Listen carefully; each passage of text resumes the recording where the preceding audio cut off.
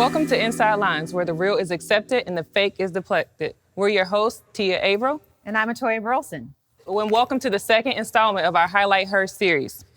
So Ashley, tell us how you became intrigued with the cosmetic industry. Honestly, it all began when I was a little girl. I remember I was about 5 years old. My mom and dad got me a clay makeup set. And I literally have been obsessed with cosmetics since then. I remember my dad walked in and he was like, "Oh, have you seen Ashley? She was playing in her makeup and it actually looks good." And so it's just kind of like been a running joke that I've been a makeup girl since then. In addition to that, my mom actually sold Mary Kay for a while, like on the side. She was a true hustler. So in addition to working her 9 to 5, she sold Mary Kay. And so I was able to like help her with that, sample products, just help her run that business. And so I feel like it's always been in me. And then not only that, I modeled for years in Los Angeles. And so I always got to try new looks and, new hair, new makeup. And it's just honestly something I've always loved. It's such a passion of mine. It always has been. Yeah, so it was only a matter of time, it sounds like. Exactly. It was always on my vision board. So... Okay, so tell us about your company.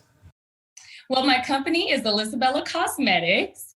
We currently have liquid velvet lipsticks, lip tracers, which is what we call our lip liners.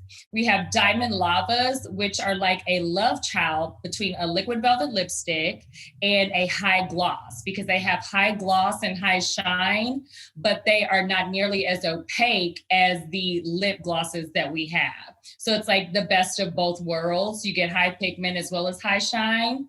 We also have our lip polishes, and we have our diamond dust, which are like a glittery texture. And not only can you use those on your lips, but you can also use them as a highlighter on your face, on your collarbone, or anywhere on your body, really. That's fantastic. Listen, I want to talk about these different lips because sometimes you don't know when to wear a matte lip or a shiny lip. Tell people that want to know and understand when to wear what. Like, tell people how it works.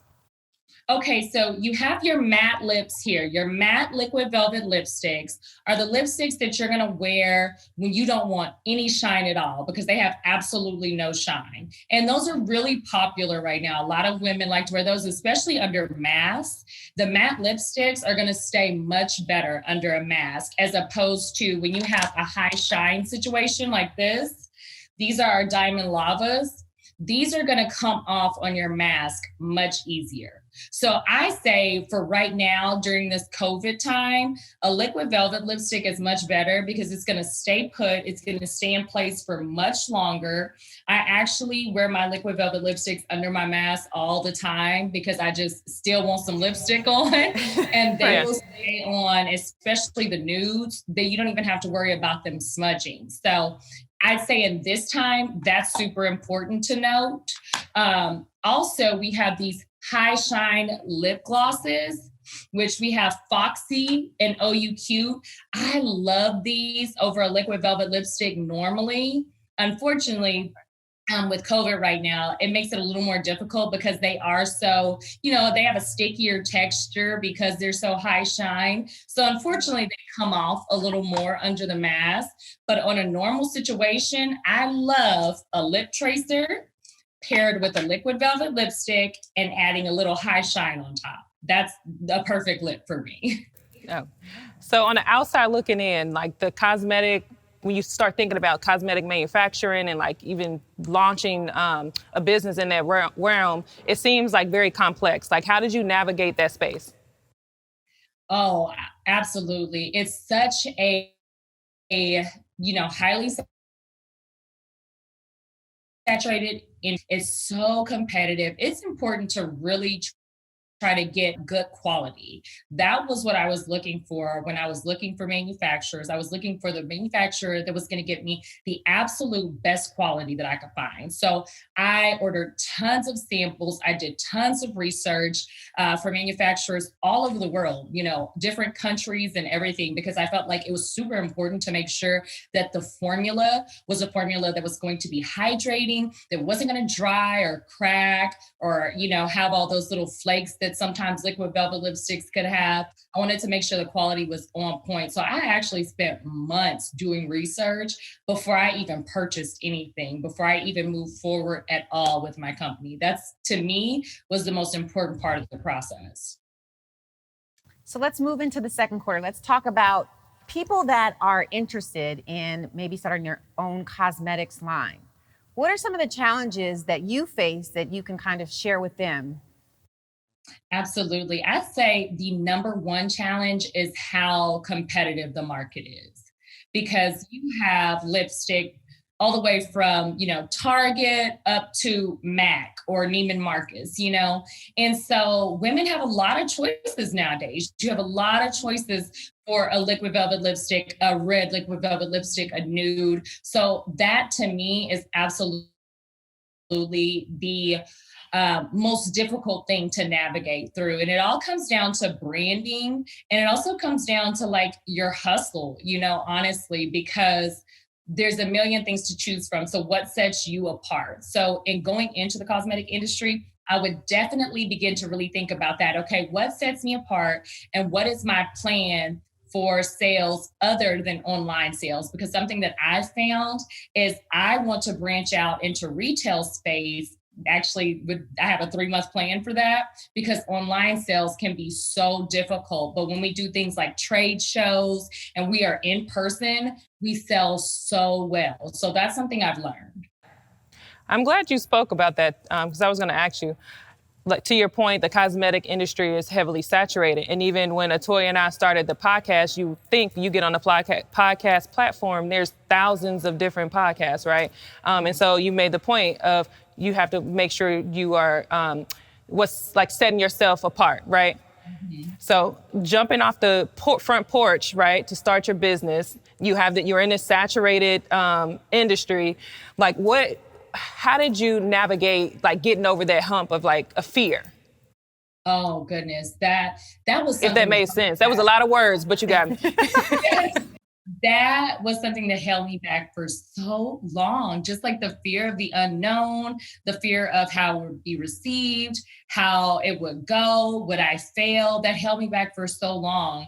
And then I just really began to think, like, after I had my kids, I took some time off to be a mom for a while.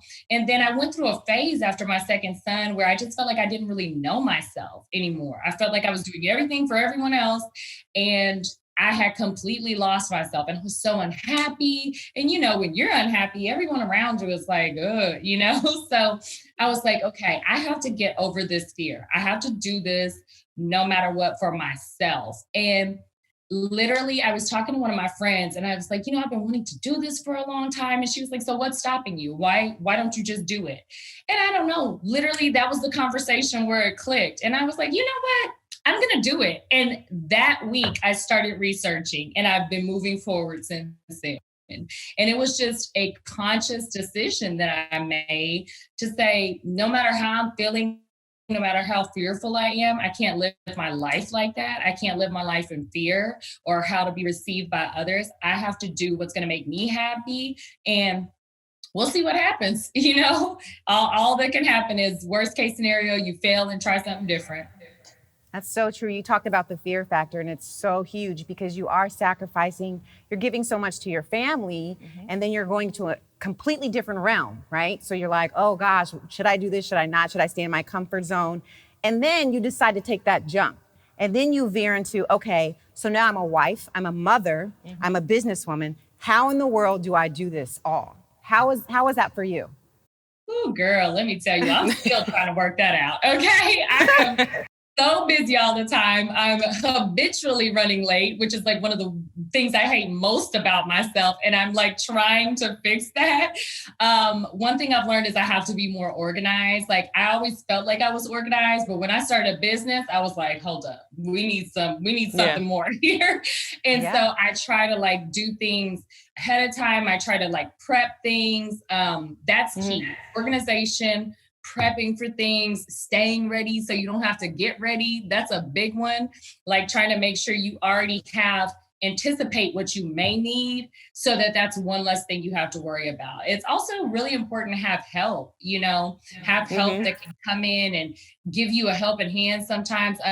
unfortunately don't have a lot of family here, but the family that I do have, they help me out. My parents come whenever they're able. I was able to just take my birthday trip and my parents came and watched my kids. I hadn't been anywhere in so long, and I think they knew I needed a little moment. So having a village and having help, that's crucial. That's absolutely crucial. And just trying to stay ahead of the game, trying to keep the things that you feel like you're going to need, keep them together. So when you do need them, they're ready. Yeah. So even still, it's impossible to think that you're going to be like perfect in every one of these roles, right? But you're trying to balance being a businesswoman, a wife, a mother. How do you handle the mom guilt that sometimes come with it, or even the wife guilt when you're like, well, I can't be there for you right now because I'm trying to be there for myself? Right. It actually, I fight with that sometimes, especially the mom guilt, because, your kids are only young for a certain amount of time. And so I feel so bad sometimes when like my 5-year-old is like, Mom, come play with me. And I'm like, oh God, Mama really has to finish this right now. And that's something that that I still struggle with, to be honest. I said, because my youngest is still only 5 and I see how fast it goes. Yep. And so that's something that I still struggle with internally at times. It's like, gosh, how do I make this work? So honestly, it ends up being, me staying up super late at night because I'm going to go ahead and take this time to be family time while they're out of school. And, we can have dinner together as a family. We're going to play. We're going to do what we need to do. And then I end up having to, give up my sleep. So those are the balances that you have.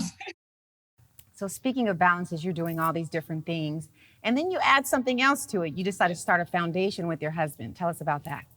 Yes. So my husband and I have always been really involved in the community. We've always felt like that's something that's really important and it's near to our hearts. And so recently, a little over a year ago, we started the A&A Peterson Family Foundation. And it's just been so fulfilling. We've been able to partner with so many organizations. We've been able to connect with so many people and give back in such a huge way. And that is just so fulfilling to know, because at the end of the day, that's what matters. How are you making the world a better place? How are you helping to make someone else happy, And so honestly, just doing what we can when we can is the motto. We try to kind of go by that and say, okay, how can we be of service? How can we help you? And so actually right now we are doing an auction. It's the Gowns for Girls auction.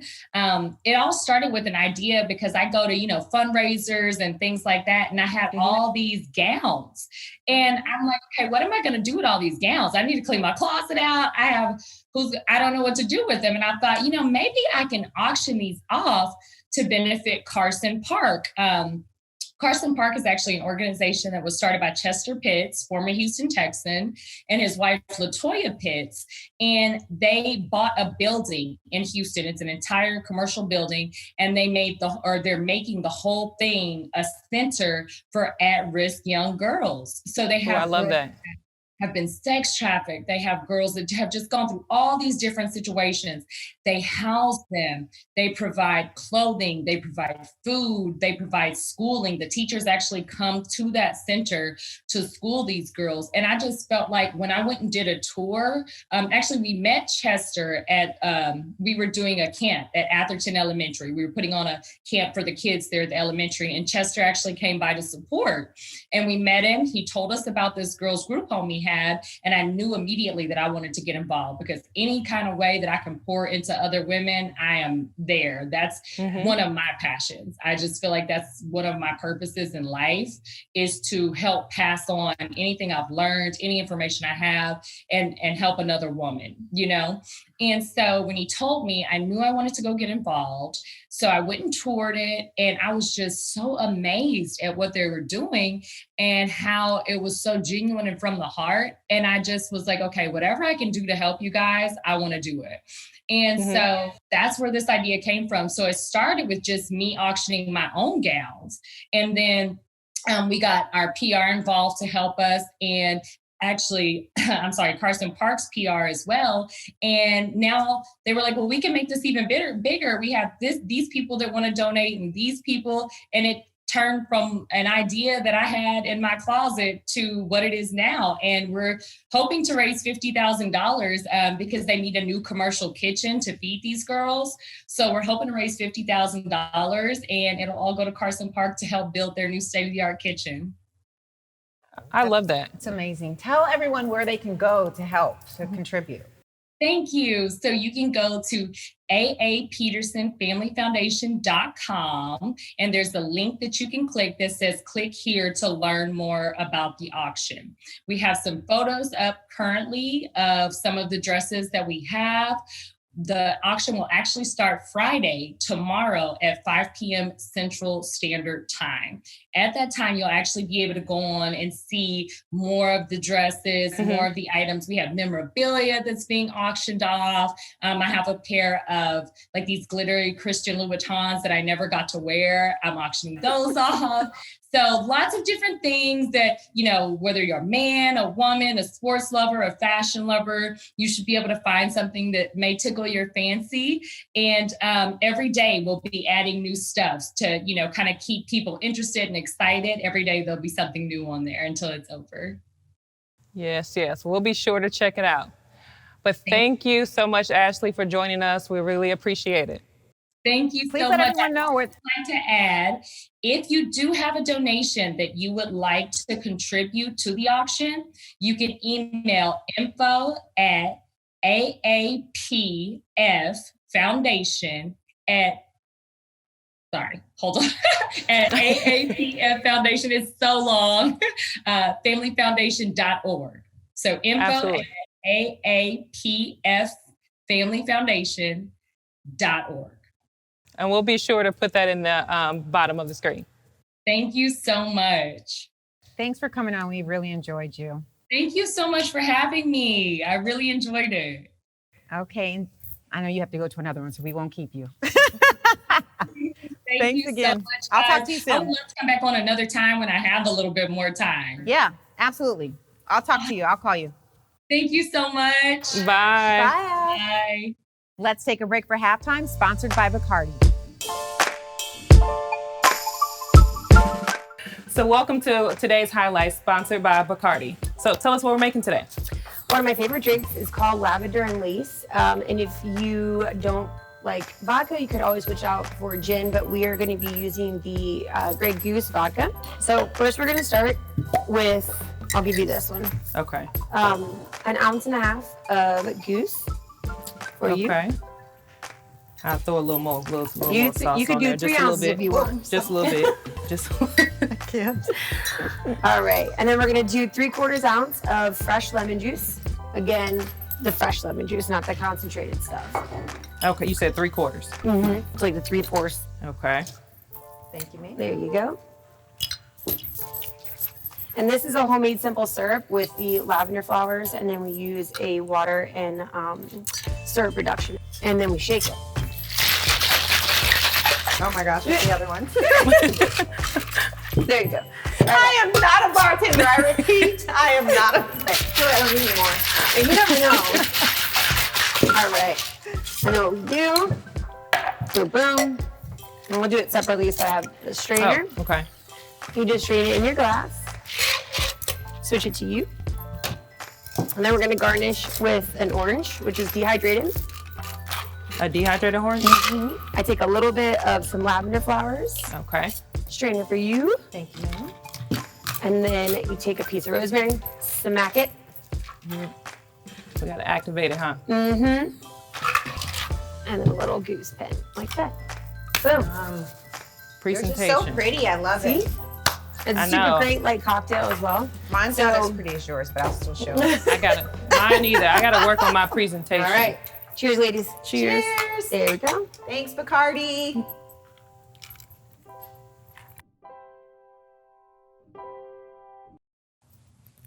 Welcome back. Our next guest is Kristin Bly. Kristin, a friend of the show, is also a licensed counselor in North Carolina, and she recently started her company, Daybreak Counseling. So, Kristin, tell us about Daybreak. What do you want to know?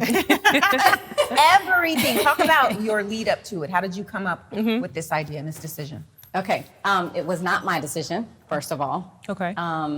So everything that I do is at the command of God. He is the center of my world, the love of my life, and I'm always listening. And I'm sitting in a church service one day. Bishop is preaching, as he always is, and he says something about a morning breakthrough.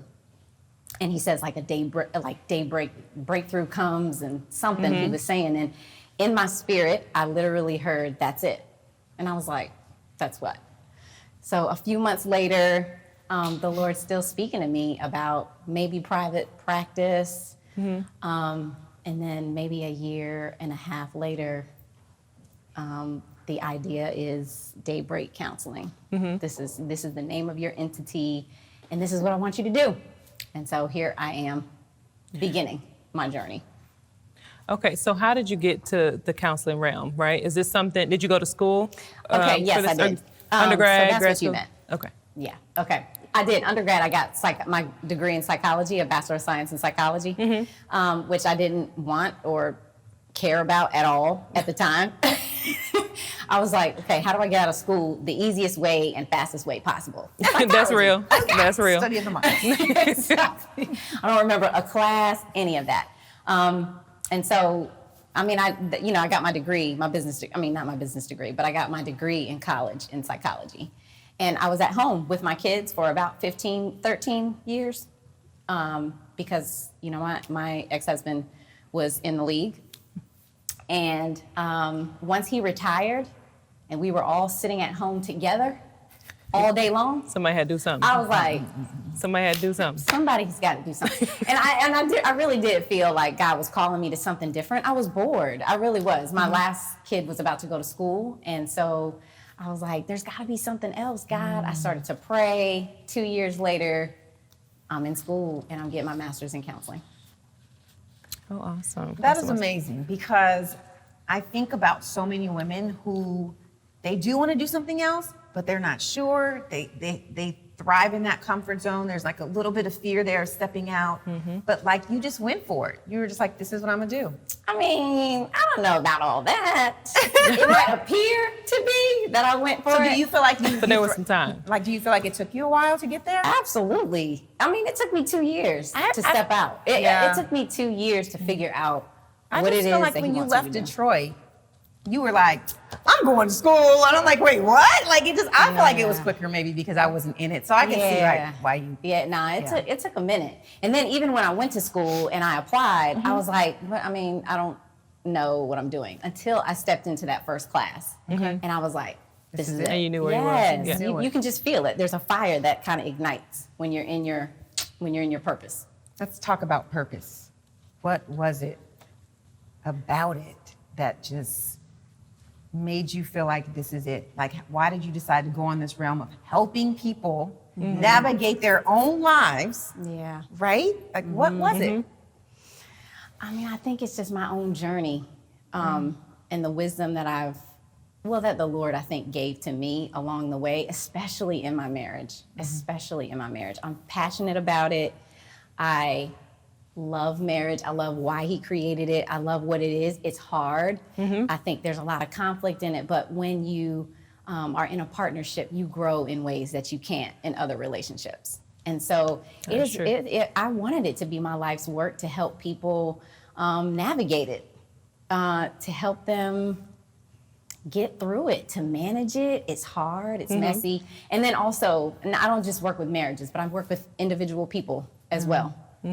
So I love kind of being down in the mess with people. So you clearly understand the importance of going to counseling and therapy and things like that, especially in the NFL, which we'll get to in a minute. Okay. But especially as well in our community, people don't really go to counseling, right? They will go to church. They'll try to listen to God, what the people say, go pray. Yeah, pray about it. Go pray about it and whatever. But it is so important to make sure you have a counselor, go to therapy. You think about NFL players and they have that extra pressure that's thrown on them all of a sudden at a young age. What do you think we can do to like destigmatize going to therapy? I wish I had like a one answer, but I really feel like I think you just have to go. I think you just have to try it. I think that stuff like this, where we're talking about it and we're making it explicit, like this is something that is like healthy, because it's not necessarily about being normal, but it's healthy. It's healthy to go in and to see the stuff that you cannot see. And you cannot do that on your own.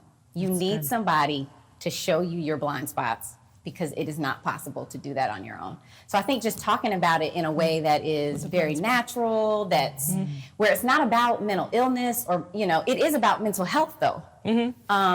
So if we could talk about it as like, hey, this is something that you do for just like growth. You know, you work out for your physical body. Hey, I'm working out for my mental and emotional health too. That's so a good point. It's not about mental illness. It's about mental health and growing. Yes. That was perfect. Perfectly said. Yes. You played that. So, okay, so how do you, let's say I'm in a relationship and I know that I'm ready to go to counseling. I know that we need to go to counseling, but he don't necessarily think he's ready to go to counseling, Go ahead. or that he need to. He may be like, well, you crazy, you don't want to go. Like, how do you navigate those spaces within relationships? Okay. So I had to navigate that space myself. So my ex-husband was not necessarily open at the time. He just wasn't. It's just like you said, that's not spoken about in our communities. We're not necessarily trusting of it. And why would we be? With like, we've been tested, we've been given syphilis and all types of things in our medical profession as people. So why would we trust the medical system? So I understood that he didn't necessarily trust. Then you now put the NFL on top of that, and people become fans, and maybe they want to tell your business. And so, you know, he just wasn't necessarily open at the time. But what does he have to do with me? Right? Like, I don't have to. So he's not stopping you from going. Right. Yeah. And then I said, and what I learned is, and I say this to people, I say this to like some of the women that I see when they want to have marital counseling, but hubby won't come. And I'm like, you can do marital therapy by yourself. Because here's the thing. You're in a system, a relationship, and if one part of that equation changes, the whole relationship changes. So good. That is true. So you can change your marriage, not by yourself. I don't want to say that absolutely, but you're a very important part of that equation. And if you're learning how to set boundaries and how to care for yourself, then your relationship is going to be that much healthier. That's good. It's funny you say that, because you're right, and you're talking about that specific person just going. But I think what people think is, you know, we're having in my marriages or a problem in my marriage, but it's his fault, so he needs to come and get fixed, right? So You don't somebody think else that need you to tell him get it's a fixed. problem. So That's not a thing. That, right? That is not a thing. It's not. It takes two. It does. Yes, it Good. does. So what do you think the biggest misconception it is as it pertains to counseling? That you're crazy if you go. Or if I go, then I must be crazy. I hear that all the time. And maybe you are. No, I'm just kidding. I'm just playing. No, that's not true. No, that's not true. And it's not about, I don't even like that word, crazy. Like I said, it's just, you cannot see what you don't see. You need someone to kind of reflect it back to you. Okay, so let's hop into the fourth quarter, because you just mentioned something. This past year has just been all sorts of crazy, right? And all sorts of like just changes within the family dynamic in general. And a lot of women have bore the brunt of those changes, right? And those responsibilities, et cetera. What advice do you have for women that's just trying to make it through and remain sane? Yeah. Okay. Ooh. There's a phrase that I learned in school that set me free. It was the good enough mother. Ooh, yes, y'all need to clap for that. The good enough mother. Amen. The good enough mother, right? The good enough mother is not the perfect mom who is, you know, protecting kids from making any kinds of mistakes, or she's not the hover mom. She's not the hover wife. She's not the one that's like, oh my gosh, I got to do everything. No one can suffer. No one can feel bad. No one can make a mistake. No, the good enough mother is, okay, she's the one who kind of steps back and she allows people to make mistakes. She doesn't feel responsible for everything and to carry everybody else's weight. It is good for your kids and for your husband to struggle. because then that shores up something in them, right? It builds up something in them. It prepares your kids for life. Life is hard. We know that as adults, right? So it prepares them. It gets them ready for that.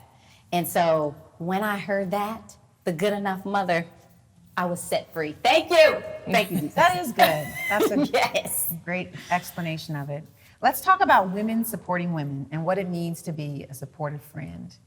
Or vice versa. Let's talk about that a little more. Because we know in the NFL, and just like you talked about, wives in general, the weight and the things that we carry. What do you have to say, or what do you want to share with other women that are listening? Well, it's like we could do another hour. We sure could, right? But okay. But the two things that come to your mind. Okay. The first one is empathy. Good. Okay. Empathy is not about, I don't know, like feeling bad for somebody, but actually going to the place with the person. So tapping into something emotional, inside of you so that you can be with the person that is with you. I don't need your lecture. I don't need your advice. I don't need anything that you would do, like you telling me what you would do. Girl, I would do. If that was my man, I don't need that. I don't want to hear that. That's not supportive. That's not helpful. Empathy is, I think, first, and like that's huge. And then just like, I don't know, I think just be accepting. Just like, let me have my own journey, my own process without you trying to give me your opinion of what it is I'm doing. That's good. That's good. Yeah. I love that. Okay. So last question. Okay. So what has your counseling journey taught you about yourself? Oh, no. Because, when you start to take on new responsibilities or you dive into different career paths, et cetera, you become a different person, right? You do. Yes. So what has this journey taught you about yourself? First of all, that I guess that I'm like stronger than I ever knew that I was. Yes, you are. Oh, Lord, I'm about to like tear up a little bit. Let me just like pull it together right quick. Goodness. Stronger than I thought. Of course, that I'm not perfect for sure. And that like even in my own relationship situation, there were things that I failed at, that I didn't do great at. But just like being able to work those things out and to figure out how it was, how I contributed to my situation, I think really helped me to become a more mature person, a better mom, a better friend. Dre and I are really great friends. We're actually dating again. I don't know where that leads. I have no idea, but I just feel like I'm a much healthier person, but I'm stronger and I'm wiser, and there's a lot more in me, I guess, than I imagined was there. It's funny that you say that, because T and I always talk about how wise you've always been, all the gems and all the amazing pieces of advice that you've shared with us. And we just appreciate you as a friend for speaking into our lives and teaching us as growing, Absolutely. Women and trying to figure out and navigate this world, because it's hard. So Kristin, tell everyone that's interested, they want to talk to you more, they want to know more, tell them where they can find you. You can find me at my email at Daybreak Counseling. So that's DAYBREAK counseling at yahoo.com. And I do have an Instagram at Daybreak Counseling. Awesome. Thanks, Kristin. Thanks so much for joining us. Yes, thank you for having me. I love it. I love y'all. Well, thank you guys for tuning in to this second episode. Make sure you come back tomorrow for episode 3 of I Highlight Her series. Holla.